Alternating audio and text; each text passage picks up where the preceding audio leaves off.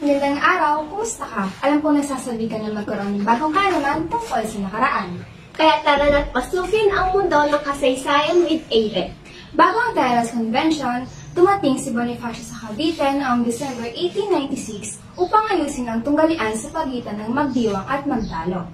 Konektado siya sa pinuno ng Magdiwang na si Mariano Alvarez dahil tiyuhin niya si Gregoria de Jesus, asawa ni Andres Bonifacio. Malugod siya tinanggap sa Imus at naroon sa Emilio Aguinaldo. Noong 1897, ang kapulungan ay ipinatawag sa Imus upang talakayin ang plano ni Bonifacio na muling organisahan ang pamahalaan ng Katipunan. Nauwi sa kabiguan dahil walang nakapagsundoan sa pulong, sapagkat natapos ang mga pagpupulong nang walang resulta.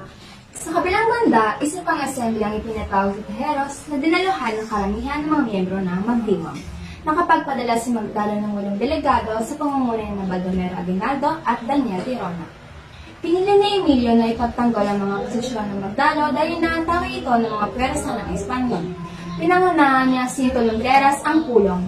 Nais malaman ni Severino de las Alas kung anong uri ng gobyerno ang kanilang itinatag. Napagdesisyonan na isang pamahalang republikano ang ipapalit sa Katipunan.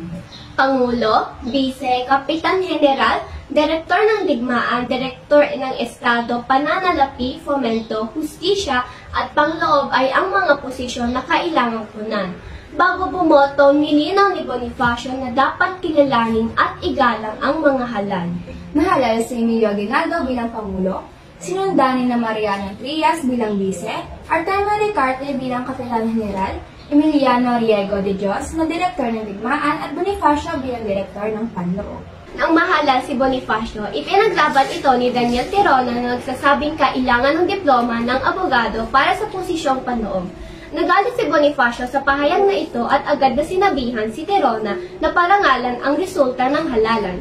Hinugot ni Bonifacio ang kanyang baril at ipapaputok na sana ito kay Tirona nang mas nanaig ang lamig nito sa ulo kaysa sa init.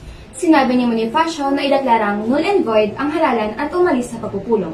Nasa pasong santol sa Aguinaldo na makatanggap siya ng balita na siya ay nahalal na Pangulo. Pumunta siya sa kumbento ng Santa Cruz de Malabon na manumpa. Samantala, tinutulan ni Bonifacio ang pamahalaang nahalal sa Teheros sa pamamagitan ng pagsulat ng Acta de Teheros, isang ulat tungkol sa nangyari doon.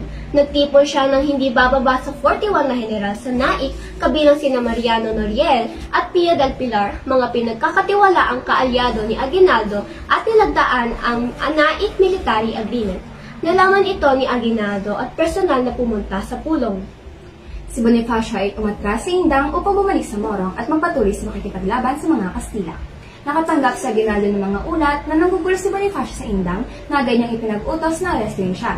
Ito ang masentensyahan siya ng kamatayan ng Consejo de Guerrera noong 10 ng Mayo, 1897. A gentle reminder from Ada Pereños na hindi lamang oras ang ginintuan, kundi pati na rin ang kasaysayan na ating dapat alamin at alalahanin. We hope you enjoyed watching this video about what happened this day on our history. Don't forget to tune into our next videos and follow our club's social media accounts. See you again in our History with Aiden.